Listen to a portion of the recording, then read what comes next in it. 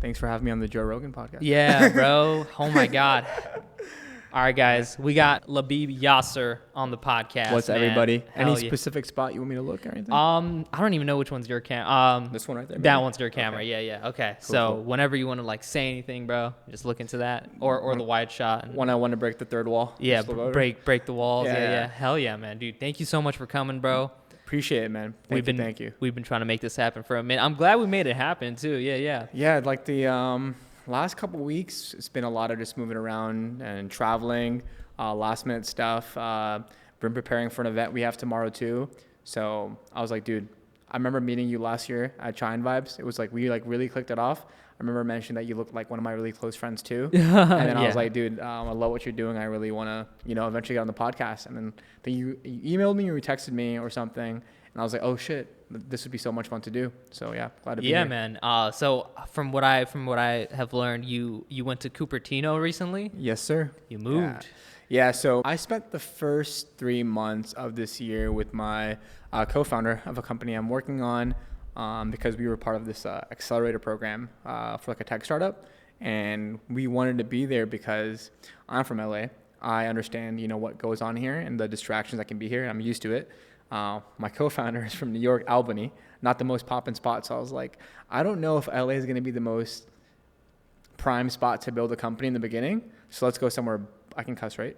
Yeah. You can cuss all you want, bro. Okay, so let's go to somewhere like boring as fuck as Cupertino. Yeah. Apple. Yeah, Apple. Yo, dude.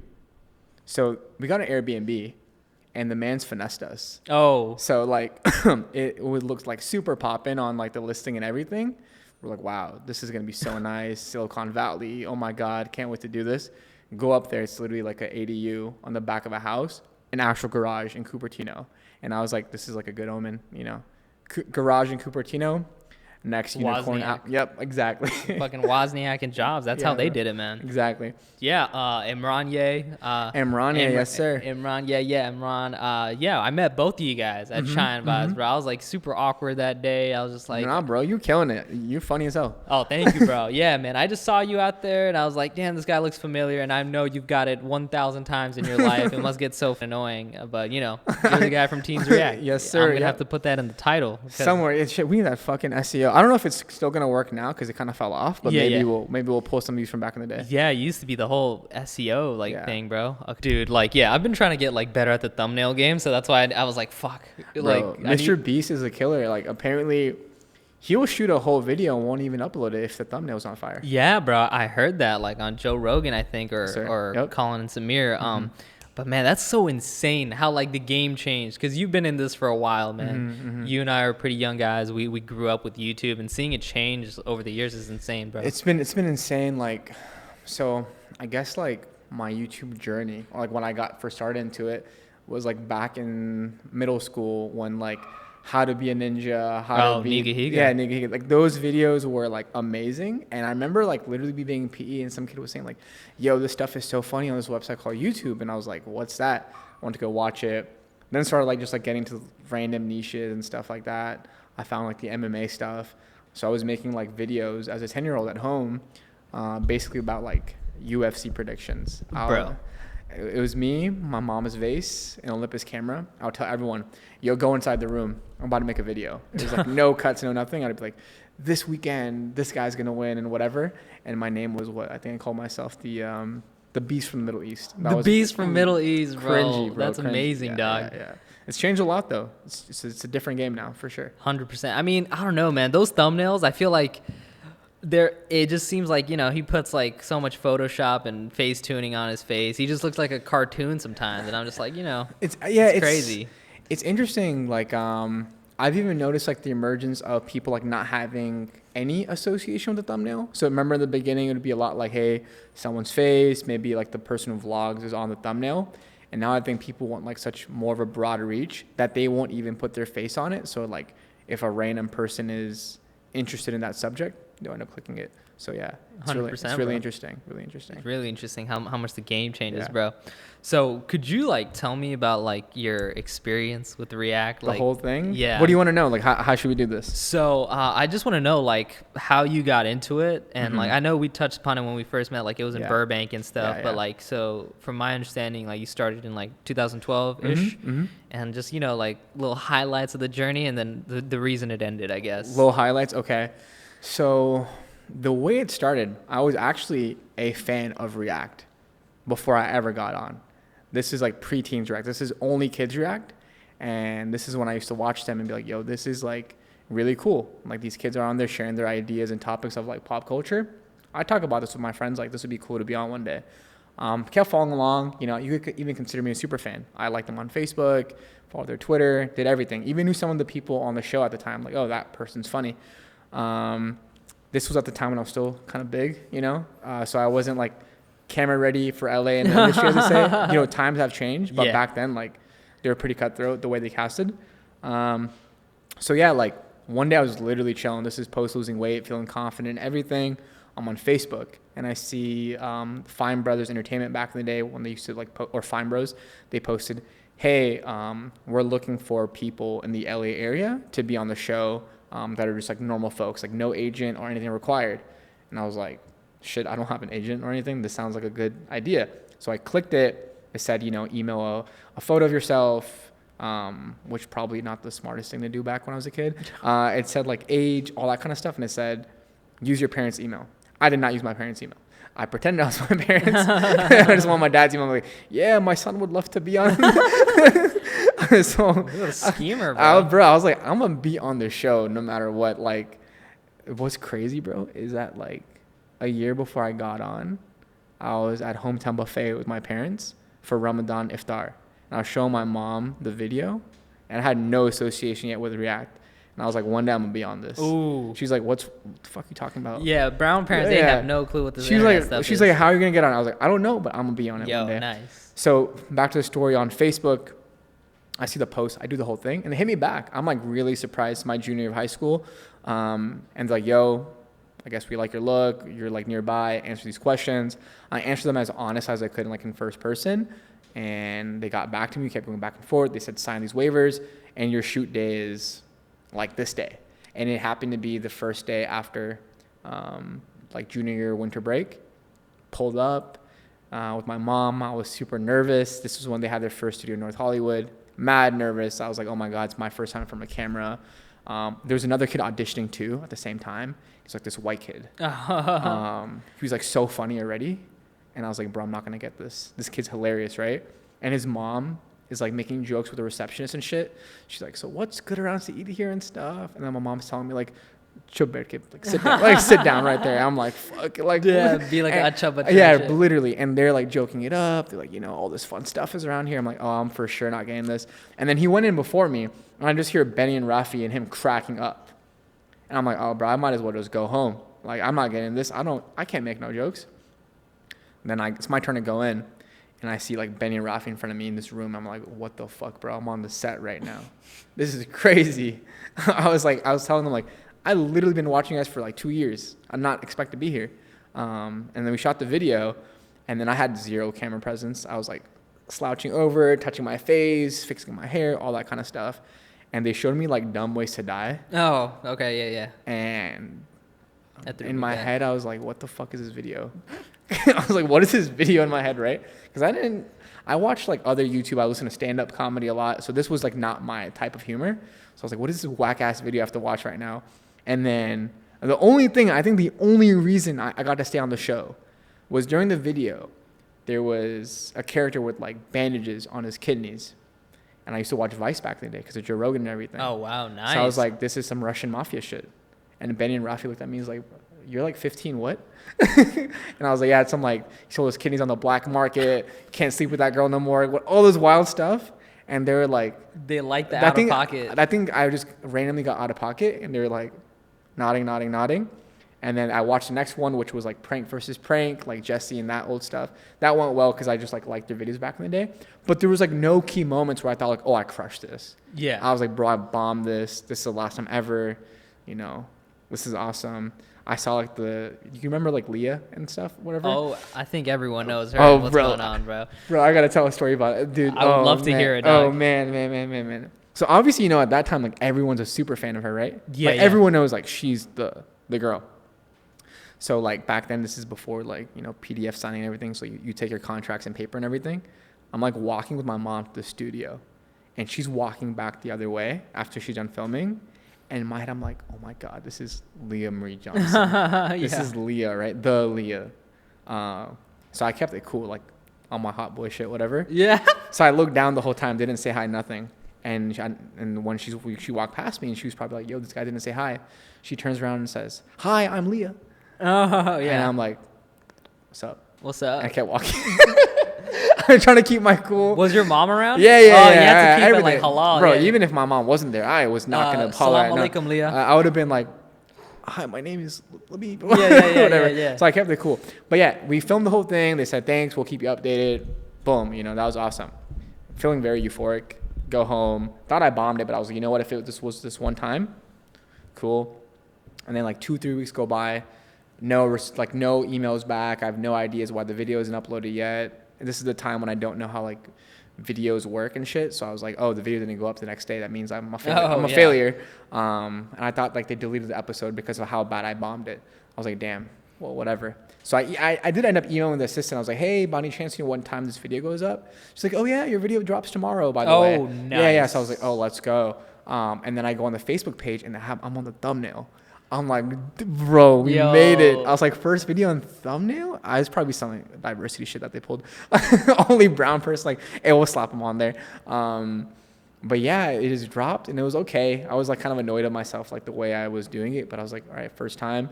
I went to school the next day. I was post winter break, and I remember just walking into school and people were just like, and I remember in English class, this kid in front of me turns around and says, I saw you on the internet last night. Oh. I was like, what the fuck? And yeah, they emailed me like a couple days after, said, hey, we like you. We want to keep you on the normal cast. And the rest is history. Yeah. Bro, that's legendary, man. It was very random. Like, I just decided to click on Facebook one day. That's it. The algorithm just changed your life, bro. For real. The algorithm did. If I scroll down versus scrolling up, yeah, my life would have been on two different paths. Wow. Isn't that insane? It's crazy. It's crazy to think about. Just one click away, your life is just the different. Butterfly effect is insane. The absolutely butterfly insane. it's absolutely cracked, bro. Yeah, it's insane. Yeah. Have you seen that one video like by 1 Minute Talk Show? I think I'm familiar. So there's like a 1 Minute Talk Show video of like they saw like these two guys from React. Here. They were just cringed and wouldn't let us speak our mind on a show about speaking our mind. Oh, yes. They like saw him on the street. Yeah, randomly. Josh and Troy. Yeah. You're homies with those guys? Yeah. So I haven't like chilled with them in a while, but I used to kick it with Troy all the time. He grew up near me. He's a couple years younger than me, like 3, 4. Yeah. So whenever we would go to VidCon, like, I was like the official chaperone per his dad, like, to take care of him. Yeah. So I mean, they're still homies, but you don't get to talk to everyone all the time. Yeah. But yeah, they're real ones. But their reaction was insane. They're like, man, fuck React, man. When I was being real, I knew I wasn't gonna be in the video, man. Fuck React. It was insane. Like I never knew there was such a negative connotation from the talent of React. Yeah, I think it's a double-edged sword, man. Like, I always talked my shit on there. Yeah. Yeah, right? I also think that, like, in any video that you don't have control in, just because you talked your shit doesn't mean it was entertaining, which I think is, like, people should realize, especially if it's not your channel. Yeah. So, like, they could be saying something, but it just didn't. And also, like, any video, you have a story, right? You're building a narrative. It might not be the narrative you match, like, fits your narrative, but they also obviously have to build something out, like, to make it. Because there's definitely been videos, too, where, like, I wasn't in as much because like I had a differing opinion, and I understood that. Like, I didn't really fit this video, or I wasn't too contrast or too close to it. So I'm like somewhere in the middle where I just don't be in the video. It made sense. It's entertainment. Like, I get it. But both of them are hilarious. Like, they're really funny. And I've seen like a lot of people get upset like the way they were portrayed on camera. I don't know if like at the time when they were filming, like they were trying to be like someone. I think since everyone was so young on there, I don't think everyone was like fully like self-actualized or had full self-awareness yet. Yeah. To like how they actually are versus how they looked. So yeah, I think there's a lot of layers there, but facts, yeah. Yeah. Because I saw your YouTube video about the update about your life and stuff, and you were talking about they did plaster your face everywhere on thumbnails and posters and stuff because they're like, we got a brown guy. We got 50 white kids. We got one brown guy. Literally, I don't think the only like Pakistani like Desi kid. Desi, yeah. There's been like Arab kids. Yeah. I know one of the girls, she's like half Filipina, half Pakistani. Okay. Yeah. But no, like maybe even like practicing Muslim really like that. Like I'm pretty open. Like for Eid, like a couple years ago, I did a Snapchat takeover for Eid. Snapchat that's crazy. When Snap was popping, I did a full FB takeover for like, today's Eid, I'm going to the mosque and stuff like that. So yeah, I think it was like the only person for a while. Yeah, I feel that. I mean, I from a business sense, I get it. You know, they're just trying to broaden their audience and stuff. Of course, if you have like a worldwide audience, and I think like Indonesia is a huge consumer base, right, of like people watching, also happens to be like the largest Muslim country in the world. Yeah, insane, right? Right? So it's like, it makes sense, like, hey, we want to tap in with these individuals too. He obviously like understands like the culture and stuff. Let's use it. I mean, dude, they were smart at business. That's why I gotta give to them. 100%. You know, until the trademark thing. Oh man, dude, that thing was, bro. Sheesh. Yeah. I mean, from what I understand is like people kind of misunderstood it. Maybe they weren't trying to trademark React, but yeah. Yeah. That one, I don't know. Like, I wasn't in the room getting that deal done, right? I wish I was. Now that I like kind of transitioned more on to this side of the world, I really want to know what the thought process was, or like how they decided to like release it, because I think what they're like, it's almost like, like the word Apple, right? It's like trademarked. Apple. It's a fruit, but like it's a company name. Yeah. And it's probably weird, but even I'm sure when they first did it, people were probably saying like, what do you mean you're trademarking Apple? Like, it's a fruit, you know? Yeah. And I think they kind of try to do the same thing with like, React, because we just call it React. From a business standpoint, yeah, it made sense. Like, genre of videos, everyone knows you as that, do it.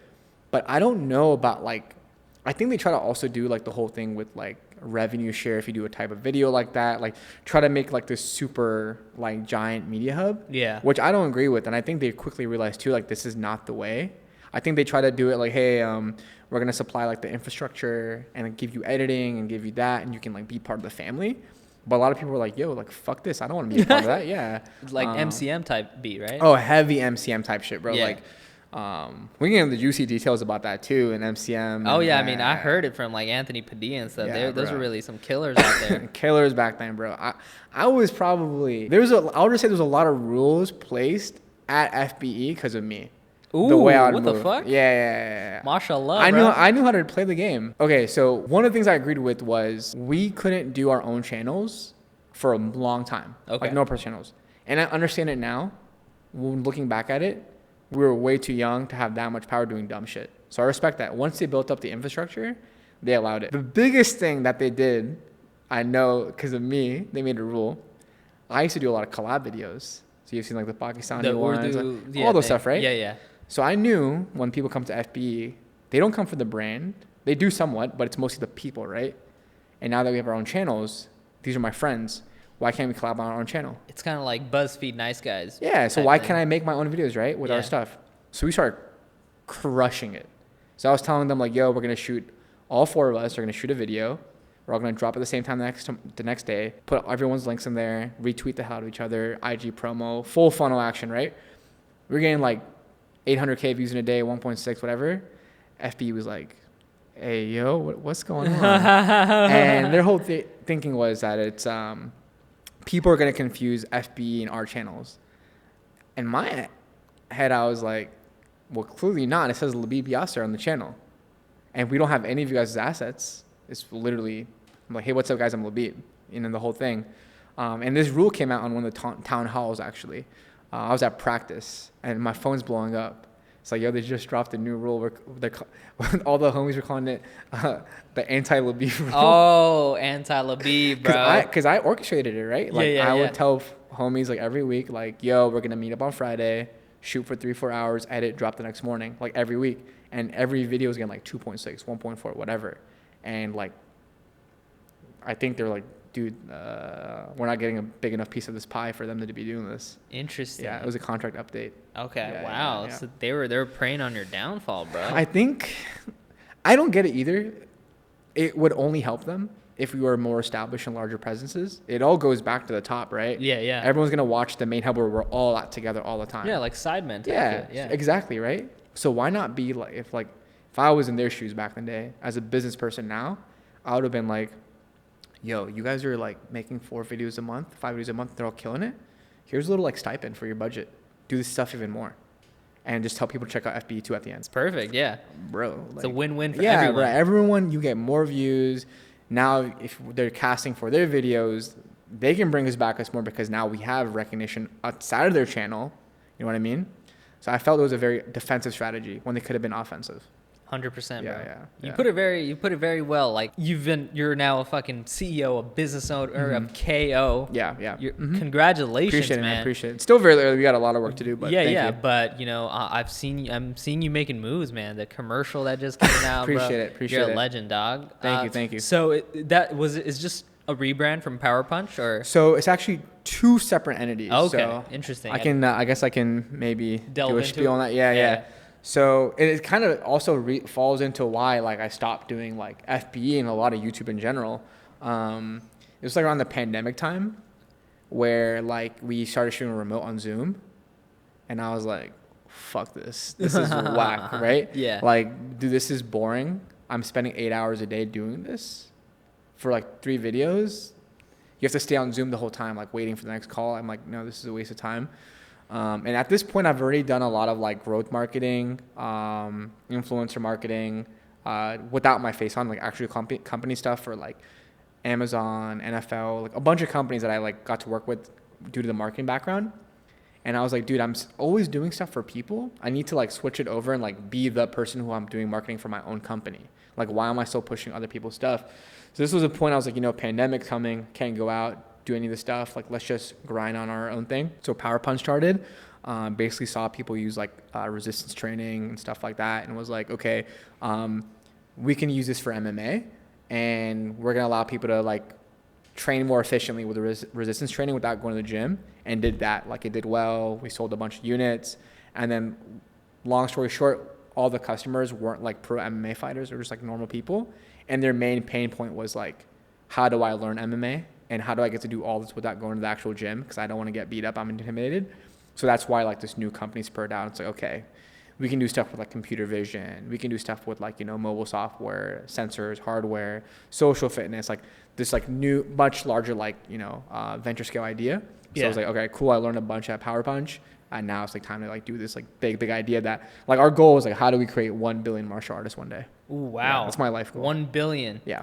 If we create 1 billion martial artists, we'll change the world. Not from a physical standpoint, but people will be healthier, more confident, ego-free. That's the goal. 100%. I mean, healthier people and more mentally and physically fit people is just pluses everywhere, man. Yeah. No L's, you know? Yeah. Yeah, but dude, like, I mean, it just must be so hard, being the head of a company, and there's so many logistics, like, like I saw your app, your website, your clientele, and like marketing and everything, it's such a tough thing to do. So like, how's that experience been in like 2022, Yeah, I would say the number one reason why it's going so well is because we have an awesome team. If it wasn't for my team, we can't do this because I'm one person. We have amazing engineers. I have an amazing co-founder, Imran.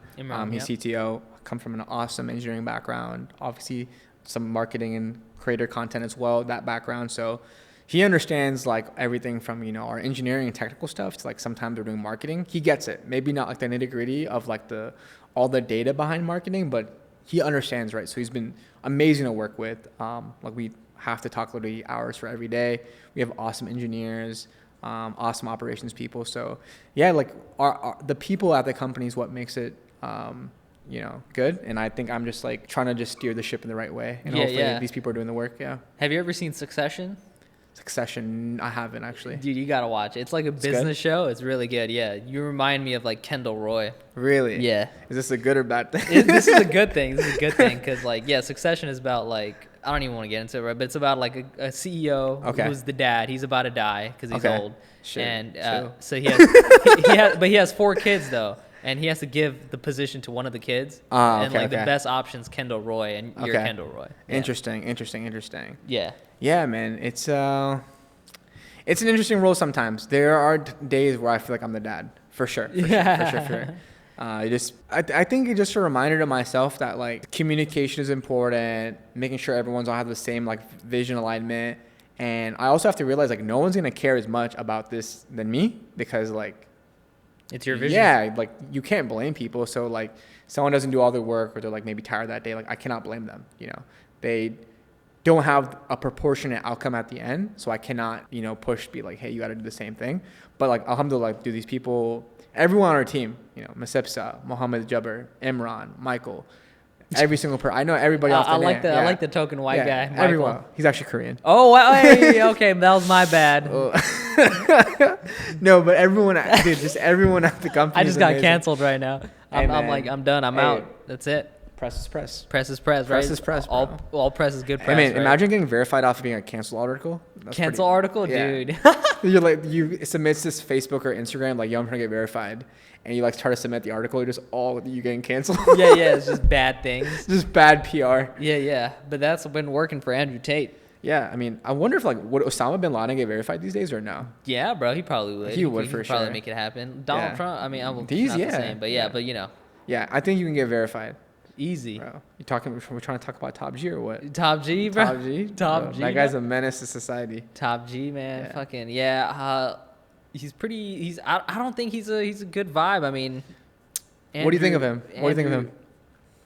Sometimes, like, this is gonna make me look so bad, but sometimes he makes sense, which is why people like him. But 90% of the time, he doesn't. Yeah. And people like him for the 10%, and then like I don't know, I followed him for a brief moment, and he was like in a Bugatti, like listening to like a Noah, I was like, why is he listening to like Muslim stuff right now? What is going on? I'm so confused. It's easily young manipulative men that you can take over. So I mean, from my lens, I'm zooming out, and I'm just like, this guy is not a good guy. He's just saying things to get different people to like him. I've known about him for a minute. Yeah. For a couple of years. The whole podcast world is kind of He's been in the e-com space for a while. Oh yeah. He was like selling courses or something. Courses. Right? He did like webcam OF stuff. Okay. Do you know the shirt I'm wearing right now? Fighter stuff. Kill Crew. He beefed with the guy who owns this thing. Oh, and nice. He's a homie, and they had this whole thing.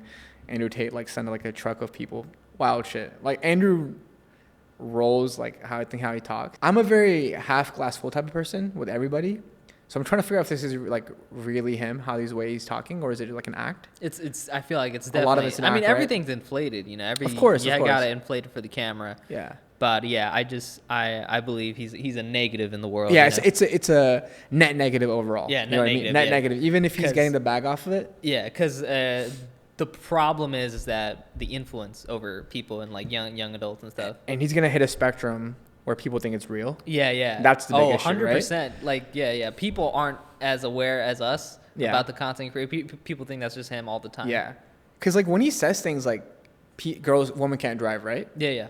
You have to be kind of dumb to be like, oh yeah, true facts, bro. Like, I think if you're, you know, I want to say high IQ, but aware enough, you're gonna know like, this is a generalization he's making from his perspective. So even when I see people like Hassan Abi, all these people like debate him for hours, I'm like, you are the problem. You are having him on for hours to talk about how he's saying women can't drive. We know that's false, but you're being a hypocrite and getting views off this. Facts, bro. So why are you doing this, right? Are you really like that dumb to like debate this topic? Like, bro, come on. Yeah. We know you're capping. You want these views. Yeah. He knows how to get the views by just saying out of pocket stuff. And he is a net negative to the world. That's my take. Yeah, facts. I agree. It's not a hot take, but it is. It is my take. It's like lukewarm, but it's still good though. It's lukewarm, but it's good though. Yeah. It gets us talking to what not to be. Yeah, 100%. Yeah. Because he hits like a bunch of your niches, like business and MMA and podcasts. Yeah, it's crazy. Like, from like the outside in, he's a very accomplished individual. I'm like, bro, why are you angling it this way? You could have done the other way. I guess that also just speaks a lot about the internet as a consumer, right? They just eat up like this vile stuff. Yeah. Versus like pushing like the good. The algorithm. It's all the algorithm. Yeah, like when Mr. Beast is at the top, and he's a very net positive person. Yeah. So I always get confused. Like when the Mr. Beast stuff was happening, I'm like, oh, okay. So now we're trending towards a good, happy like positive stuff. But I guess because I don't think Andrew's really popping on YouTube. I think he's popping on like TikTok and like Reels and stuff. Yeah, his marketing strategy is pretty interesting. You're probably familiar with it, right? Yeah, like yeah. what he's doing, like the whole like chop it up, affiliate, and that kind of stuff. Yeah, 100%. So he can't get deplatformed. It's interesting. It is very interesting. Yeah. He's gamed it, man. He's gamed it, bro. Yeah, he knows what he's doing. I know that like YouTube's machine learning and even TikTok and everything is smart enough to know like how to just like red flag content. So I wonder if his like face just gets like deplatformed. Do you know how like you can't see lewd videos, right? Yeah. It gets taken down. Yep. What if they're like, yo, if you look like Andrew Tate, you get taken down instantly? If you look like it, I mean, that's crazy, bro. Yeah. It's scary how like good the algorithm is. Like a lot. Like I downloaded TikTok like in 2020. Yeah. A week later, they knew like my age range. They knew they knew I was Muslim somehow. Yeah. They knew I was Desi.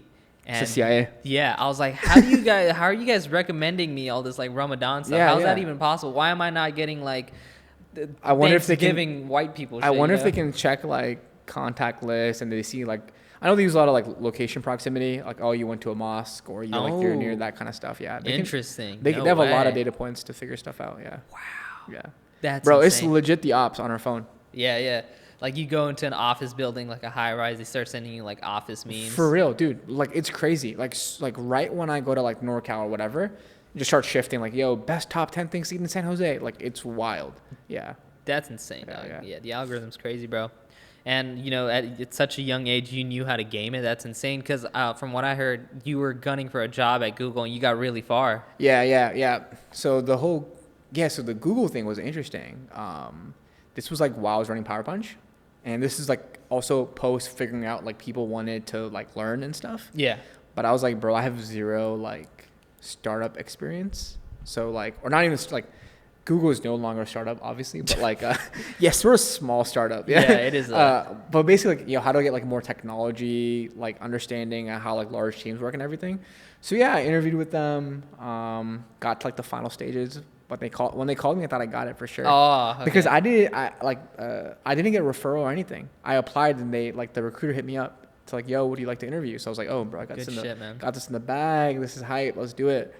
Did my interview. Looking back at it now with like the new lens, I knew I could have improved. But they called me and said, hey, so we're not gonna go forward with you now. And I was like, oh, bro, I was so like upset. That day when I got rejected, I literally posted on my close friends on Instagram, I'm gonna make the next Google. Okay. Yeah, I'm very competitive. I got pissed off. I'll hit up Sundar Pichai and I'll let them know to put you back in. Yeah, bro. Be like, dog, I was so upset because I felt I was so qualified for the role. Yeah. It was like a. It felt right. I was like, bro, I think I crushed it. I understand like whatever. I think I'm not like Google person though. Yeah. They really look for a particular.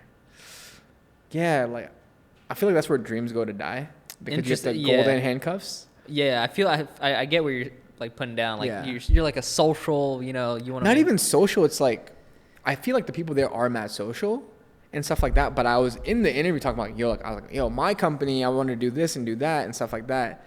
And they're probably like, yo, this guy's like a flight risk.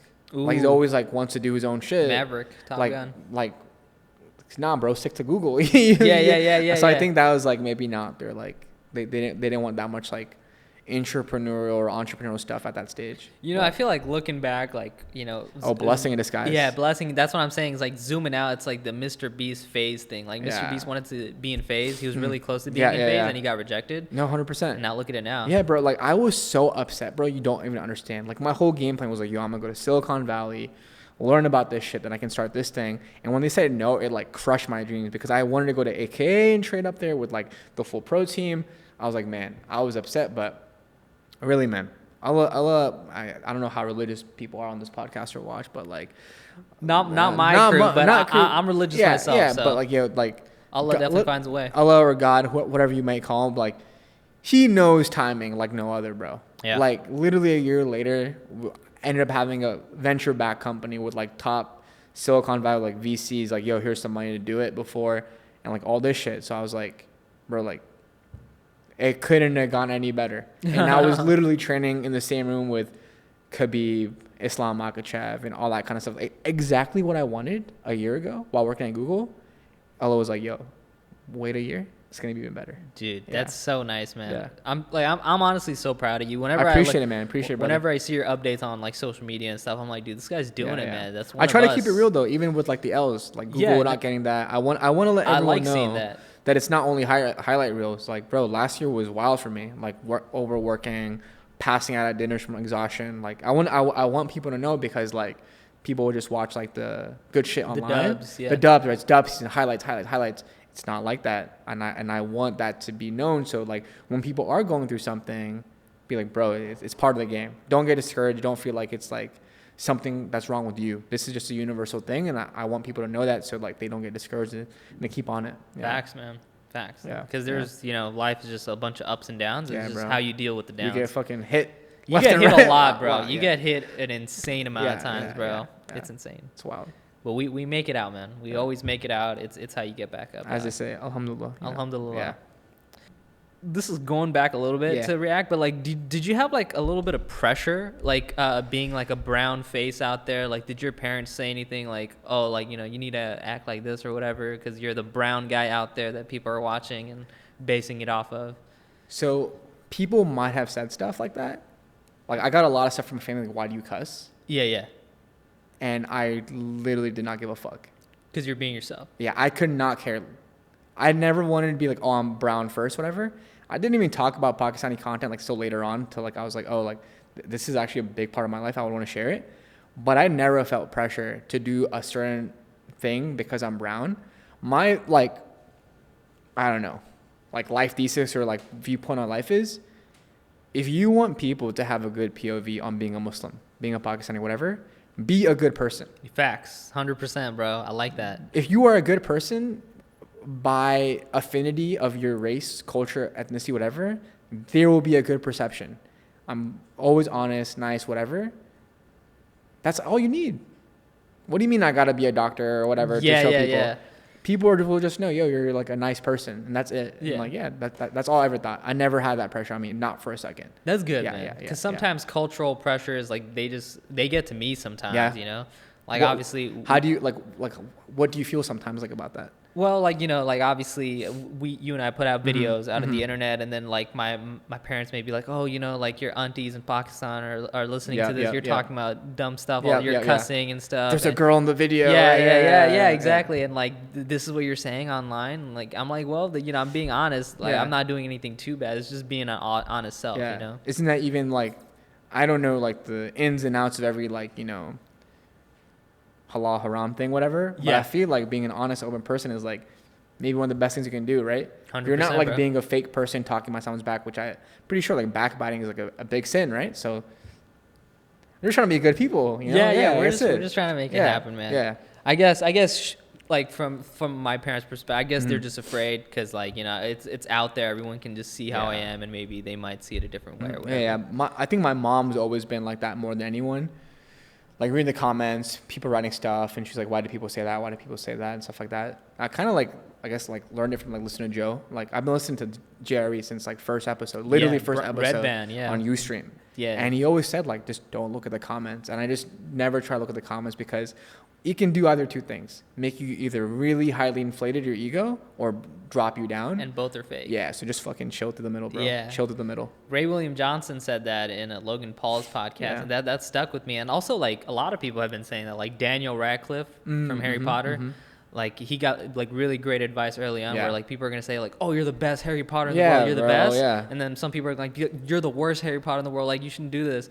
But like in reality, he's in the middle. Yeah, and at the same time, like both opinions don't matter. Like, they're irrelevant. You got to think about it. Facts. Yeah. They both affect you too much, and don't get addicted to that either. So that never affected you, like looking at teens react comments and stuff. Like, I actually did a whole video about it, like on my old collab channel. It's like me reading mean comments. Okay. Oh, there's some wild shit on there, bro. It's like, fuck you. Racist stuff? Hope you get cancer. No, not even race. They just hated me as a human being. Oh. Forget my ethnicity. Me as a person they hated. Damn. It was like mostly, all my comments used to be like 99% good. Always a percent in there. I think I always came off like really confident. So people write like delusions of grandeur and like just a bunch of stuff. And It was literally me in front of a fireplace drinking tea. Oh, I think I saw the thumbnail for that. Yeah, you saw the roast thing. Yeah. Really mean comments. They're wild stuff, bro. Wild stuff. Bro, that just happens, man. Like, but it's funny. It is funny. Yeah. Like, I'm glad I have that perspective now, because sometimes I see like my like I post clips all over the internet. I just see the comments sometimes. I'm just like, this guy doesn't even know me. Like, you know, he's seeing like a 30-second condensed version of me, and he's making a whole opinion. You know. Honestly, I think another even good way to reframe it is like, man, like, what is this person going through for them to write this?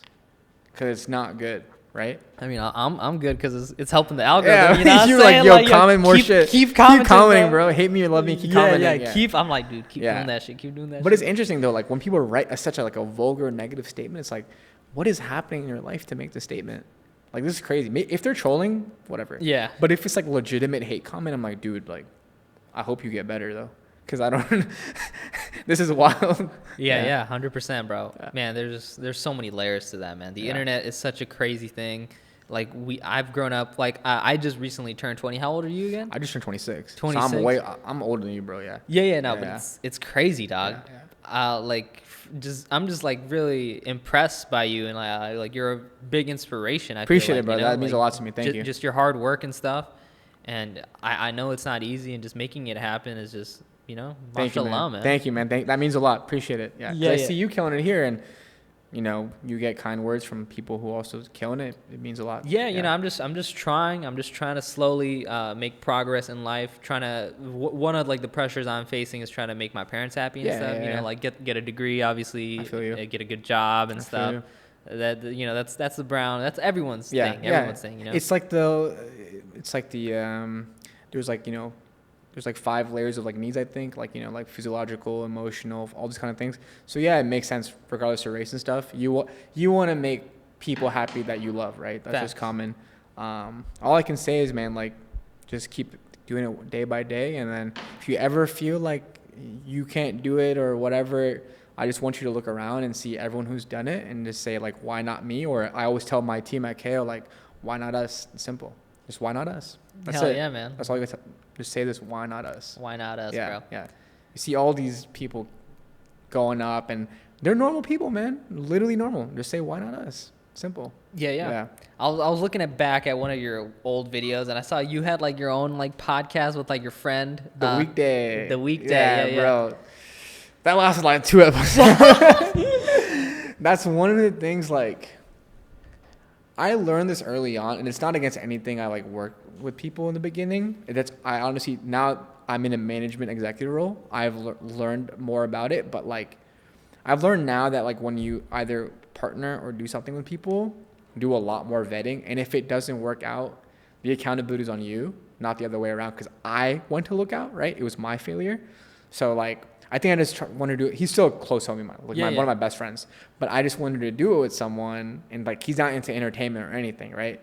So it didn't make sense for me to like do that. So, yeah, I feel you. It's like now I've learned, like, all right, Labib, you got to learn how to hire correctly. Yeah. It's like Eduardo Savern, Zuckerberg vibe. Yeah, like you want someone who's like passionate about it, and if they're not the same level, like, you get hurt by it yourself. So it's like, yeah. But yeah, I love podcasts. Yeah, a lot of times I feel like it is like good to ride solo or like maybe, you know, like, I don't know, because like Shaq and Kobe, the Call Her Daddy, the 2 girls from that, you know, and like, you gotta just, it happens a lot. You gotta Red Band Rogan, man, the OGs, and like that squad. I love that. Yeah, the whole Your Mom's House, like OG back in the day. Who else was on there? Your Mom's House are married though, so they're not really. Yeah. I mean, they're still a partnership, right? Yeah. You're right. Even with Imran, like my co-founder, right? Oh yeah, bro. We did like a 4-month phase. I was like, all right, like, I wanted someone like to be about it. Yeah. You got to be about this shit. Like, I want you to wake up at 6 a.m. and be like, I want people to punch and kick. Like, I need you to be like obsessive. I'm sorry, but at this stage, I do not want to hear about work-life balance or anything. 100%. Like, if that fits your prerogative, good. Like, but just this is not the stage for that right now. Yeah, because I was literally watching your unboxing video with Arman, and you guys were talking about how like even like minute details like USB-C to like lightning cable, and how you guys are gonna get the lightning cable to like the thing you put in the strap and how tight it is. That's so good as like a business owner and like operations. Just just being, I think like, especially I think in like the technology space or any space, anything great, you have to be obsessive with the product, right? Like you can market the shit out of anything. Like I'm sure me and you can both sell like dog poop if we decided to. Yeah. We can package it, talk about it. But like people are not gonna love it if it's like just not amazing. Yeah. Like the iPhone, like Steve Jobs, man, like he was a great marketer, but like one of the best marketers. He had like a 6-minute talk about marketing that was so insane. But when you open up the iPhone, you just know this bitch is gonna work. Yeah. No matter what. Like if it gets hot, you drop it, whatever, you just know like this is gonna work. And it's like, how do you reach that level of excellence? Yeah, I gotta be obsessive. Yeah, man. Yeah. He was one of us too. He was brown. Steve Jobs was half what? Like Iranian, Syrian. Oh, he was Middle Eastern. Middle Eastern, yeah. Because I remember his real name is like Abdul Fattah Jandali or something. You're kidding. No, I swear to God. You're capping right now. No. You guys didn't know that? No, that was like the one so hard right now. That was the one thing I was proud of. Like, oh, this is a Muslim guy. Thank God, you know. You're fucking around right now. No way. No way. Yeah, yes. Jamie, pull it up. Where's Jamie? Jamie, pull it now. But like for real, like I'll even put this on the edit. Like his dad was full on Muslim and stuff. Okay. But he was like adopted to like a white family. But the blood is brown. You know what I'm saying? Like it got washed a little bit with whiteness, but. I can't tell you being serious right now, bro. No, I'm being for real. I'll pull it up right now, dog. Like wallahi? Wallahi. Oh, no way. Oh, damn. He dropped that word on us. All right. Bro. I'm not trying to get you. No. Wallahi, mashallah, dude. Oh, man. Steve Jobs, Arabic name. Hey, what do you guys think about people who like turn their name like into white people's names? It's a thing, man. I mean, you do that or no? Huh? Do you do that? I mean, my legal name is Syed Arman Zaidi. Yeah. But then, like, every time I go to work or whatever, like, they're like, oh, can we just call you Arman? Like, because I worked at a sales job. I mean, Arman is still brown, though. It is brown, yeah. But I'm like, talking about, have you ever been like, yo, call me Aaron? Nah, I know so many motherfuckers like that, bro. Like, call I'm me sorry, Mo. bro. I mean, I have a homie named Mo, but his like full like. Isn't your name Muhammad? My full name is. So Mohammed Labib Yasir, right? Okay, yeah. So you and I do the same thing. So like it's a Pakistani thing for me, like where There's in Pakistan they literally put Mohammed as like, you know, respect. Yeah. Then Labib, but I've never been called at home like Mohammed once in my life. Okay. I'm like Labib, right? But I just want to say like, if you ever like, shortening is okay, but if your name was like Labib and I said my name's Leo, you do not get to rep the brown cloud at all. I'm sorry, bro. You're disqualified. God, Disqualified. Yeah, if my name was Aaron, hell no, bro. I've seen so many people, bro. Like it's like, yeah, bro. So my name is like Abdul Jabbar, but call me like Andrew. I'm like, bro, what did you say, bro? My boy got the most points in NBA history, bro. You gotta rep it. Yeah, rep it, bro. Like say it with your We were at his birthday, Kareem Abdul-Jabbar's birthday, dog. No way. Yeah. We were there. Damn, y'all clouded up like that? Nah, oh, it was at crypto.com. It was public. Yeah. You just got more and more hype. Like, or now crypto.com arena and everything. Oh my God, but it's crazy, dog. I do get turned off by that, man. But you know, a lot of people just, I guess, I don't know, like stage name vibe. I guess like I get the stage Vin Diesel. name. His real name. But when you're ordering at a McDonald's, that's not your stage name. That's just yeah. you being nervous, my boy. Because like I don't know, sometimes it just doesn't hit. Like, oh yeah, Fast and Furious with Mark Sinclair. That's Vin Diesel. Oh man, I feel that. Vin Diesel sounds cool. Yeah. Did you guys see the new movie Mission Impossible with Thomas Mapother? That's facts too. Tom Cruise. Yeah, but it's white people. There's like lack of culture anyways. Yeah, That's okay. yeah, you're right. Like if Wait, it's Vin Diesel's white. I thought he had a little bit of spice in him somewhere. What does right? he have? Like a little bit of sriracha or what? I don't know. Yeah, some like some salsa or some something. salsa. Yo, Jamie, I need a. We're gonna need a lot of editing this podcast. I need to figure out what Vin Diesel is, bro. Mark Sinclair. I don't know, like Brazilian or something. I don't know, dog. Mark Sinclair. He looks a little. You know, a little Hola. color. Yeah, a little color on him. Yeah, a little bit. Is this podcast just like just raw straight up or what? No, I mean obviously I'll make edits, but you know, okay. we gotta keep the real stuff in there. No, I like it. I like this. I like this. I like being a little Out of pocket. A little bit out of pocket. You have to, bro. You have to. Not a lot of people are gonna come digging to like Labib Yasir, Arman, Zaidi, 48-22. He just said that. You don't know. Sometimes, you don't know. yeah. You just give it 3 years. That like, compilation with Rogan, the N-word compilation. Yeah, bro. I'm telling you. Such a long compilation. That was such a bad look, bro. I was like, really bro, bad. It was such a long. Because I like defend Joe Rogan with my chest. Yeah. Like me and him share the same birthday. Oh wow. He trained like my jiu-jitsu coach, Alder Hempel, trained at the same 10 Planet Squad called the Bomb Squad back in the day. Like, bro, I love that guy. Like, he's an inspiration to me because like the way he carried himself throughout his like life and like all these things. And when that came out, I was like, bro, like I get it. Like you might be reading something. Yeah. This is not a good look. It's like reading the what's that book, the Mockingbird thing? It's like Moby Dick or something. No, How to Kill a Mockingbird. It might be Moby Dick, but you know, like there's like memes about it, like when the class sees you turn to page 126 paragraph 3. Yeah. Everyone looks at you sweating and shit. Yeah. What do you think about that? Do you think it's okay to say it or no? Man, nah, it's not, bro. Even in a book? You know what I hate though? Yeah. I've been called sand N-word a lot of times. I'm like, bam, I can't even say it back, bro. I just have to take it, dog. It's an insult to me that I can't say back. That's some bullshit. Someone gave me the, what do they call it? Like the card? Oh, the N-word card. Yeah, they like the handed pass. me the pass. Yeah, they handed me the pass. My teammates. I was like, respectfully, I can't take this. Yeah. They made me a physical card. I'm not even kidding. They're so funny. They gave me an actual pass. Yeah. Like Labib Yasir is allowed to say this. I was like, you are wild, bro. Bro, you just gotta like Tropic Thunder, Robert Downey Jr., bro. Yeah, what about that, man? You never go full. I'm not gonna say it, but yeah. Oh yeah, we can't even say that these days. Yeah, you can't say anything, bro. Yeah. Yeah, let's change the topic before we both before like public-facing companies. This get dug up. We are walking. So all my investors, dude. This is such a joke. We are walking on undoes, bro. Eggshells right now. Yeah. Dude. But the thing is, look, we're being like, this is open discourse. It is open discourse, right? 100%. We're diaspora having discourse. Yeah. And if you disagree with me, you're racist. I'm sorry. Bro, you're a legend, dog. Oh my god. But we're not. But we're keeping it pretty professional. I'm gonna be honest though. Like a lot of people, they go off the rails, say a bunch of things. We're like, I think we're keeping it pretty like. We're keeping it educated. Real. Yeah, we're keeping it real. Yeah. Having a little bit of fun. Bro. Yeah. Have you been on any other podcasts before? I've been on the Ronald Pono podcast. Oh yeah, of course. That's my dog. Yeah, Shamir Wali. Yep. They're the homie. I remember when we first met. I was like, yo, them. I saw a little bit of that because I mean the first thing I searched up was I had to search up Labib Yasir podcast and I came across the Strange Flavors. You guys were in Pennsylvania. Yeah. We were in Williamsburg, Pennsylvania. Yeah, for the in a hotel room. Yeah, Little League World Series. You were talking about like whiskey and bringing girls over. Hey, whoa. Hey. Did I do that? Yeah, you did. It'd be cool if I'm in my own hotel room with like stuff, 2 bottles of whiskey and like I got girls coming through. But instead, you were saying it as a joke though.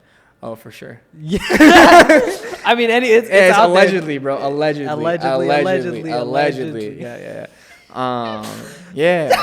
That's crazy. I think you were saying it as a joke. Yeah. I'm pretty sure it was a joke. Yeah, 100%. You know, I'll look up real quick. You know. Yeah. He knows it's a joke, brother. It's a joke. I did that one. I did the FBE one. I did a couple ones with my friends, like Rob Lopez. It's like random ones. But I'm a pretty random one, but you know. I don't know, bro. This is a whole ass set right now. Well, that's because that's the business I work in. You know, I work in the podcast production business. So I'm doing like a tech podcast next week with this fool over there. This guy Omar. Yeah, Omar. Off camera, he filled me on it. Yeah. So I mean, that's crazy, bro. Yeah. We'll see how it goes. I feel like that one might be like techie as hell, like nerdy as hell. We'll see. Yeah. I'm just gonna like just bully nerds on that one. Yeah, I feel you, bro. That's so crazy, man. Like literally just making it happen. Just networking is such an important thing, bro. Like literally when I saw you at Chine Vibes, I didn't like, I don't know. Like I just don't like people who go up to famous people and like, oh, could you get on my podcast? But we had such a good day together. So I was like, you know what? Let's just throw it out there. Honestly, I'm gonna be real about the whole networking thing. When you met me, I did not feel like networking at all. Yeah. I'm very anti-networking. I do not like the word network. Like this is just my personal thing. Yeah, I feel that. I think why I was drawn to you right away when you were chatting to me about it is like, yo, this is what I do. Your work spoke for it. Okay. You don't have to say like, oh, like I'm a brown, whatever. Like when I saw your shit, I was like, this is fire. Okay, thank you, man. And I think if more people did that, just let their work speak for them. It was funny. Me and Omar were having a talk about this in the car. A lot of people have imposter syndrome and all this kind of stuff. And I think to keep it a stack, I think it's because a lot of people are just capping. Yeah, a lot of people are capping. Bro. Yeah, you might have that imposter syndrome because you haven't put that work in. I've seen all the videos you upload, you know, what do they call Outta Pocket Ali, Outta Pocket Ali, all that kind of stuff. I've seen all the stuff. I'm like, yo, this guy's like putting in real work. Yeah, man, thank you. That speaks for you in eternity, because you could like have a quick 2-minute convo, but when someone looks you up and sees the work you've put in, that opens all the doors without you even being there. 100%, man. Yeah. Thank you for that, man. Yeah, that means dude, a lot. You're putting in work. I see it. Yeah. I do put like I do love podcasting. I love meeting people, especially like Muslim homies and stuff who are making it. Outta Pocket Ali, he's a Muslim guy who's making it. Bro, he's a legend. I met him randomly. Oh, really? At you know, Carrot creator. Oh, the card Carrot thing? Card. Yeah. I don't know what the fuck that is. You got to fill me in on that. Both founders are cool. It's basically like, it's almost like a corporate card for creators to give you a higher limit without like having to go to the bank and stuff. It's really cool, innovative. It's a dope financial product. I'm not giving financial advice because I'm not an advisor, but it's a dope thing. So they do like a creator pitch thing, and I was in the crowd, and I hear a kid next to me say something like out of pocket shit, right? Yeah. I got a 2-inch dick type. Something like that. Yeah. So I look over, I'm like, yo, this kid looks mad familiar, because I watch his stuff on TikTok all the time. Yeah, he pops up, yeah. So I was like, yo, that looks familiar. And then I look on his IG story, I'm like, oh, he's here. So when he walks, I was like, yo, you that 2-inch gang dude, right? Yo, 2-inch gang, bro. And so he started chopping it up. Yeah, he's it's cool. crazy how that spread. He has a great business mind too, bro. Like, however he acts in public and on his TikToks, when I had him sit down on the podcast, he completely like blew me away. I was like, wow. When we were chatting, like because I was wearing my Kayyo shirt and stuff, he was like, yo, what's this? He was like saying like, yo, this would be dope for like influencer marketing and stuff. I was like that. I was like, in my head, I was like, I fuck with this. Yeah, like he's thinking big picture. Immediately, like for my podcast, I was hoping for like an idiot and like, dude, 2-inch dick. I love white girls. You know, I'm showing out my 2-inch dick. Yeah. I was hoping for that, but like he came in and like he gave me like scientifically broke down. Like this was when he had like 5,000 Instagram followers. Yeah. He was like, dude, by the end I'm gonna have like 100. I'm like, in my head I was like, we'll see, bro. He has a real funnel. I love studying people like that. Yeah. And like he's making it happen, and mashallah, bro. Like he's really talented and funny. 100%. Ali, if you're watching this, bro, keep it up. Ali, you're a legend, dog. Keep it up, dog. Yeah. Legendary. I love seeing creators and like unveiling it and seeing like what's under the hood and like how they're like operating, because there's like a lot of good shit happening that people are doing business wise. Yeah, man. Calling Samir vibes, bro. Dude, OGs who else? Like even like obviously Mr. Beast is a giant one, but now we're seeing like people like Emma Chamberlain do like Chamberlain Coffee. Eric. Yeah, Eric. Yep, exactly. I think if you have like, so like in the marketing world right now, or Nelk. even in like Nelk, insane. Huge. So anything with like brands or like direct to consumer brands, like technology, whatever, like the hardest thing for people right now is like acquiring customers, right? Yeah. Like spending money on ads to get traffic and everything. If you're a creator, you literally have free audience that you don't have to pay a single dime for, which is literally the biggest advantage right now in this like new technology wave of like iOS privacy and all this stuff. And if you build something specifically that like fits what you do, your content, and also matches the vibe of your audience, you built an infinity money printer. Facts. KSI, Logan Paul figured that out. Bro, Prime. Dude, it's insane. And I love seeing this transition. And I also like recommended and like try to push a lot of my friends, because like, you know, they have all these audiences and they're so into doing brand deals, right? Because it's an easy bag. It is. I lived a long time off that shit. Like for 2 years, I was like, yeah, I'm just going to post this, make a bag off this, whatever. Bridge wallet. Whatever, yeah. Fucking, you know, check out, you know, what's this brand right here? Road Pod, whatever, sure, Road, SM58. Yeah, just, you know, check this out. But it's like, dude, like, companies are paying you for a reason. Facts. It's almost expletive. You know, they know what they're doing. They know they're going to barely pay you whatever because they're going to take the bag off you.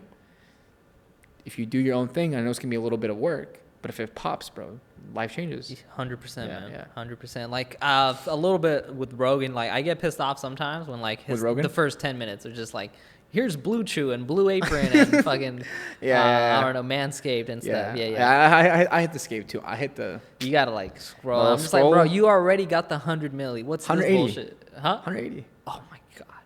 He better and give Jamie some. And the UFC deal. And all the Comedy Store, all the Netflix deals. You know he owns like part of On It, right? On It, like the supplement brand. Oh my god, bro. He's everywhere, dog. He made a smart move by like signing the deal at Austin so he didn't get income taxed 30%. He's a smart guy. He is, but what's your take on him? Well, I loved him when he was a broke average Joe. That was the appeal. Really? Okay. I loved him. You know, he had comics on. I mean, he still obviously has comics on and mutual friends on all the time, which is insane. But he's too rich now, bro. Like is that a negative factor? No, it is in his sense when you have such a big reach and you assume that everyone's rich. Like, he gets out of touch, right? Yeah, he is way out of. He's like in Austin in his huge mansion compound. Yeah, like for work, he has to go down to the studio, record, go back home, and that's his life. It's not that hard. Yeah. And for him, COVID doesn't exist. It doesn't. Yeah. There's nothing. Do you think he's like? Obviously, he went through the period, right? Like that maybe you are going through right now and stuff. Yeah. Do you think he's like earned it at least? Yeah, the come up for sure, bro. Like he's been because he grinded. Yeah, thousands and thousands of podcasts. Like doesn't he have like 10,000 episodes? Something ridiculous? Yes. And he also has an MMA show. Obviously, I'm pretty sure you know. He was like 3-time like USA Taekwondo champion. Yeah, right? yeah. And like Fear Factor, he's put in the work in Hollywood, and there's no nepotism involved. He worked hard for it. He deserves it. But it's okay to criticize, 100%. Yeah, he worked hard for it, but I'm just not a fan anymore. It's not for me. He's too rich. The appeal is gone. Yeah, I think even if like people like us hit him like that, like on the comments, like bro, you changed shit. Yeah. Like I think you can't comment anymore. He blocked him. No, Spotify. Oh, on his Instagram and stuff. Oh yeah. Instagram, whatever. I feel like it's weird, right? Yeah, when you see people like really blow up, they kind of change and shit. That's like one thing. I think I don't know if everyone thinks about it, but I always like think like always ask Allah, protect me from these things. Yeah, like even like one of us, a Muslim guy who's a content creator, he lost it. Like FaZe Rain, he was so rich and like he got everything he wanted, and then boom, he lost it all. It happens. Yeah, bro. It's the higher you go up, the harder you fall. You gotta be careful with all that shit. Quote by Labib Yasir. I like that. I think at least 10,000 people have said it. Yeah, I know. I know, but you put in a little twist in there. Yeah. I like that. But yeah, it's insane, dog. Yeah, I loved him. He's a little too rich now. Like I can't. Be like, let me get some of that, bro. Yeah, like let me get a little bit of that. Let me get like that's one of my like dreams. It's like I'd love to be the Jamie. Like Jamie got a big bag off of all of that. He meets fat bag. He meets cool people all the time. Like his dream was to like meet Kanye and stuff. It's really interesting to see how that platform has shifted, because it was like just literally people fucking and goofing around, and now it's one of the most watched media sources in the world. He did popularize it. He was like, I remember like there was a shift. Like no one, like podcasts were like a throwaway thing until the Elon Musk smoking a blunt thing, and everybody was on it. Yeah, everyone was on it. It still feels weird now, right? To the way people even talk about Joe and his influence, because he was literally a dude I met at the UFC. Asked him a question. Was like, "Yo, I used to train with Benny Urquidez. I train with him now. Like, just an MMA guy." And now it's like, he's huge, bro. Crazy. He has like Bernie Sanders on, Elon Musk on, Kanye, Post Malone. Like, bro, this is 4 insane. hours with Post Malone. Yeah. It's crazy, dog. Yeah. It's crazy how the world changes, bro. It's what did they say? Technology, software, product, media. I think like all these intersections just like hyper accelerate everything. Yeah, I mean, 2 years from now, I'm gonna open Joe Rogan's podcast. It's gonna have like Labib Yasir from Kayyo. I'm like, what the fuck? What is this? Yeah, I have two. I don't know if being on Joe Rogan is a goal. It would be dope, just so I can tell him the story. Yeah. One of my big goals is like, because I still train and compete and everything, is to make my either UFC debut or like have some fight and have the Kayyo logo in the middle. And KO someone on KO. Oh. Yeah. Damn. Yeah, that's like, one day, hopefully. Yeah, I mean, I was watching like this clip where like KSI's favorite team was like, I think it was like Manchester United or something. Uh-huh. And he was like, oh, that'd be so cool one day, like if I was like affiliated with them. And now recently, like Prime and Manchester United sponsor, did a thing. And it's like, wow. That kid making dumb FIFA videos in his room is doing this crazy shit, bro. That was one of like my first like Teens React videos that I did for Kit. Like not first, but like the one that like really put me over with like the audiences. And I got to meet him at VidCon and everything. Oh wow, that's amazing, man. And this was like early, right? And I was like, bro, like I was like genuinely like belly laughing watching his videos. Yeah. His unpackings and everything back in the day. So hilarious, so out of pocket. Everything's so great. And just seeing him change and evolve. Like I remember I saw like a side-by-side picture like this kid is gonna knock out Logan Paul, him in his room with like the the little mohawk. Yeah. Hesky and shit. Yeah. Bro. What a legend, He's bro. funny, bro. He's so good. It's amazing seeing people develop and growing. Like, still so early. You know, it's only like a couple years removed from them being like a prime YouTuber. Yeah. Like, where do we see these people in like 20, 30, 40 years? What does the world look like? I would love to see the longevity of all these people. I want to see, like, Mr. Beast. Like, what is he going to be doing in 10 years? Just be a gigantic like media philanthropist conglomerate. Yeah. Philanthropist too. I mean, that's one of his big goals. Like, Mr. Beast philanthropy is like going off, bro. It's going crazy, changing the world. It's a lot of development. I'm excited to see where it all goes. Yeah, man. Life's crazy, dog. YouTube, internet, it changed everything. It's the Wild West. You were like 26. Yeah, you were pretty like early-ish on the home internet vibe, right? Like when my first computer and everything? Yeah. So I was probably... I came back from Pakistan when I was like 5 or something. I'm born here, but like visit a lot. And I remember my dad just bought a Dell with like Windows like 97 or something. Yeah. That was my first interaction with the computer. I had a MySpace when I was 9. Wow. Was like doing like HTML, all that kind of stuff. Oh, HTML. Oh yeah, you had to. Yeah. I made a Twitter when I was in 7th grade. I was tweeting at Dana White like, "Yo, what's good with the fights this weekend?" To me, like, I think the biggest thing I enjoyed about the internet was it was like, "Yo, this is an equal playing ground." Yeah. Like a person I could not meet in the physical world because they're either too famous, older, or rich, whatever. All these things, I can literally send something to you, and there's a good chance you might read it. Yeah. And it's like it's the ultimate equalizer to me when I saw it. So I was like, okay, well, why not like do this also and like try to be a part of it? It's open. Yeah, man. Yeah. That's so insane. Yeah. Good perspectives, bro. Yeah. It's insane. The internet really changed it all for us, man. Like shoot your shot with like Kendall Jenner. Like, dude, you like might get that. Like straight up, like anything. Yeah. Anything you can do, man. Yeah, like I think yesterday I saw Rami, Rami Youssef. Mm-hmm. He was like posted up with Bella Hadid. I was like, how, like, dude, this is crazy. The brother made it. one of us. Yeah, bro. One of us. Like, that's crazy, dog. That's wild. Just things just happen, man. You just got to put in work. You just got to keep grinding. You just got to be focused, keep out all the haram stuff out of your life and just 100% laser in, bro. 100%. Yeah, lock in. Yeah, like I remember, I think I saw a tweet of yours. It was like, Kayyo is going to be publicly traded on New York Stock Exchange soon. Yeah, I have what did I tweet? I think I tweeted something like that. Also, I think I tweeted something where it was like, I'm trying to replace the name MMA with Kayyo. Oh. Because if you talk to like a lot of casual people, they won't say I train MMA. It's like, yo, do you train UFC? Ooh, okay. So that shows how strong like the brand is, right? Yeah. So it's like, yo, I don't have a laptop, I have a MacBook. Like I'm not taking a taxi, I'm gonna Uber there. Yeah. So it's like, how do you embed yourself in like human psychology and language to like really own that market? Yeah. So it's like one day if everyone's virtually training like MMA with their phone or hardware or whatever, it's like, yeah, I'm gonna go train Kayyo right now. Yeah. Yeah. I mean, like, anything is possible. The white Viner kid from Ohio is signed with WWE. Yeah, so. bro.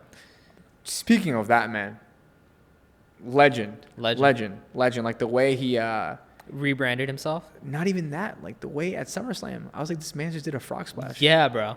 Yeah. Insanity, dog. Insanity. That's Logan Paul, the Viner. 1600 Vine, bro. What, that building. That building. King Batch. All the degenerates were over there. Anwar, a little bit of representation. Anwar. Yeah. He's Afghan, right? I think. I have no clue. Yeah. I have no clue, but I know he has like a halal restaurant in downtown LA.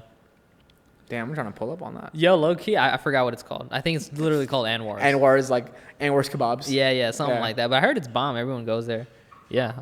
Fire. Yo, you and I might need to pull up to that, bro. Shit, what are we doing after this? Yo, on God, bro. Like, Cupertino, you're just like having a tour right now? Like, what are you up to? So I'm going back up to SF Saturday. Okay. I've been in LA for a minute now. Going back up to SF on Saturday, and then good shot that I'm there for like at least a week again, and then coming back down here, and then might have to live in the city for the next like 4 or 5 months, maybe possibly. Yeah, awesome. For work, yeah. Working out of this place called Founders Inc. It's called FDOT. It's a cool lab. A lot of like bleeding tech over there. It's a bunch of just cool people together over there. The people who found it, like one of them sold their company. I think both guys sold their companies to Twitch and shit. Yeah. So they're both like just on it and like just want to be there and like work and grind. That's where this fool's at too. Yeah. This guy, Yeah. Omar, he was Omar off the camera. He was already like talking about startups, and he was like very interested in tech and stuff. Like this guy knows what's up. Dude, he's only 18. Wow, that's insane, Yeah, guy. bro. Making it happen. Berkeley engineering. I don't know, bro. Good for you, bro. Yeah, bro. Making it happen. I was never that smart. I'm so. I think why it helps me because I know I'm just so dumb. Like book smart. I'm just in general. I just know I'm like stupid. So okay. I just said do it. Who cares? I'm pretty like dumb book smart as well. Like it just doesn't work with me. But like I'm pretty good with like in person stuff. I feel like. Yeah. I feel you. Retweet on that. I did not do well in college or anything. Yeah, man, that's so crazy. He was literally talking about Chine vibes this Saturday. That would have been a nice full circle moment if you were able to make it. I know. I wanted to make it, but like. Have you been to any other ones besides the initial one, or? Yes. They're the one Ramadan recently. Oh, okay. I went to that one. The one that did the iftar at Marina Del Rey. Okay, I think I went to like 3 total. It's a great thing that those guys are doing, man. Super cool. They're shout out Chine Vibes. Shout out Chine Vibes. Haroon. Shout out. Haroon and Ahmad. Yeah. There's one more person too, right? I don't know, like the girl, right? Yeah. I don't know. Hey, whoever the shareholders are, respect to you guys. Respect to you guys for bringing the brown community together. But it's dope though because like they're creating a space for like where you don't have to go to like a hookah lounge or whatever and stuff like that. And like Nubia, bro, Nubia, I would go right now. Orange County, yeah. I went for the first time like last year. I was like, yeah, this is crazy. I was looking around like these are my people. It's good fun, right? Yeah. It's fun. It's very fun. The chai there is impeccable. Oh yeah, oh god, like I don't even like chai that much, bro. But that one, I'm a coffee guy too, but the chai there, it's like, man, it is. Let me get some of that. Yeah. That's crazy, man. So yeah, you lived in Woodland Hills like originally. You grew up your whole life. So I actually spent early life. I mean. Yeah, so only time I didn't spend it in Woodland Hills was I spent about a year. No, like until I was like 3 or 4 in actually like Valencia. I grew up there. Then tried to do a year in Pakistan for kindergarten. Oh, wow. Did not work out. Came back with the thickest accent. Yeah. Bro. I went for a year, just did not. I even going there for a year, like changed my American accent. And it just didn't work out over there. So my family was like, all right. Dude, facts. Like going back to your hometown because you have to speak Urdu all the time. And I'm from Peshawar, bro. We have strong accents from the north. Oh, wow. Yeah, like Pathan, like start like some Pashto in there and stuff like that too. Yeah. So yeah, it didn't work out. Yeah, like this is a weird thing. Like I speak Urdu at home like fluently. Yeah. But whenever like I have to transition from English to like tum kaise kar rahe ho, you know, like tum kaise ho. Yeah. You know, like it sounds so whitewashed. I sound so bad right now. Do you think there's some influence from like, cause I don't want to see her in like a white space, but do you think that happens? Like, I want to talk like more American. Yeah, 100%, bro. Like, like I've seen girls that like they just say "Salam alaikum" and like "Salam alaikum," the most white girl way ever, and I'm just like, I don't know how that's possible. I'm from Pakistan. I'm from Pakistan. From Pakistan. Yeah, bro. Pakistan's in the bod.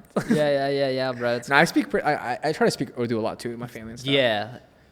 Yeah, I don't think it's ever gonna slip away from me. I'm pretty solid at Urdu, you know. Yeah.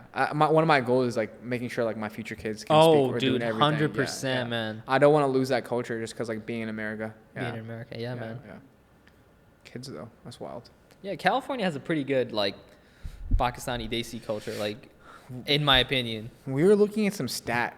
I think not only like brown people but like Muslims. I think there's like 1 million Muslims just in California. Oh, nice. Yeah.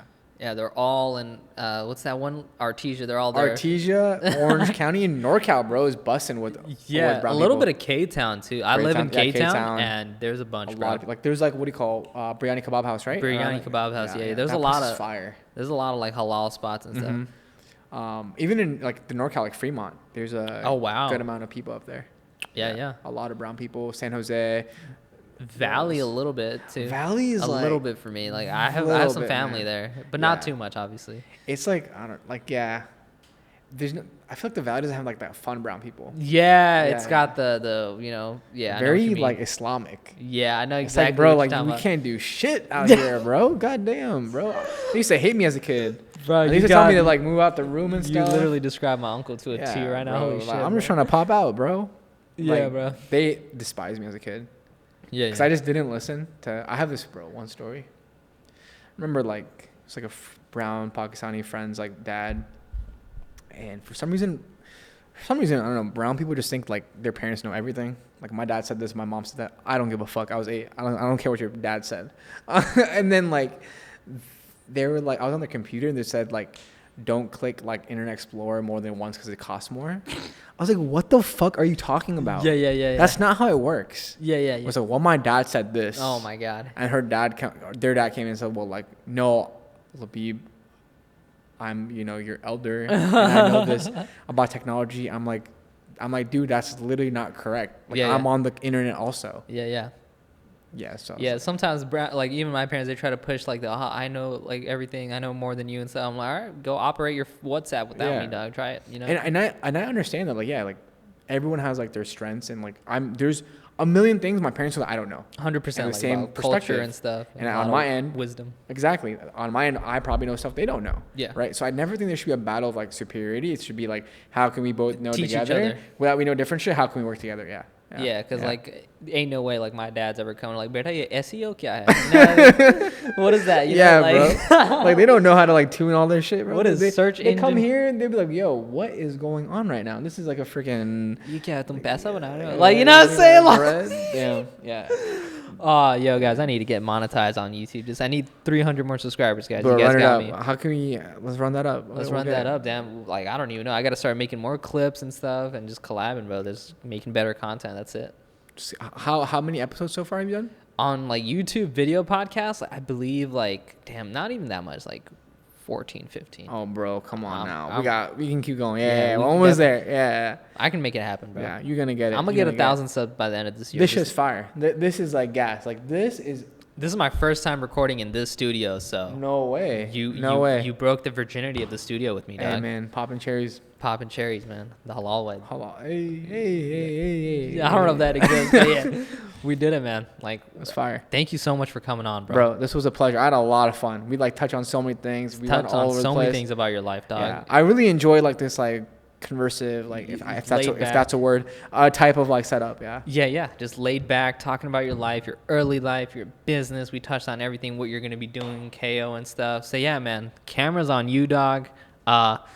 You can say whatever you want, man. It's yours. The floor is yours. It's just, yo. I'll just say one thing, two things, okay? At Labib Yasir everywhere, and then the last line I'll just say is, the main thing is to keep the main thing, and however you take it, it's on you. That was Labib Yasir, everyone. He's the legend, the 26-year-old CEO legend. Appreciate it, guys. Appreciate it. Thank you. Kayyo, baby. Assalamu alaikum. Walaikum assalam. Fire, bro. That was fun, dude. That was gas.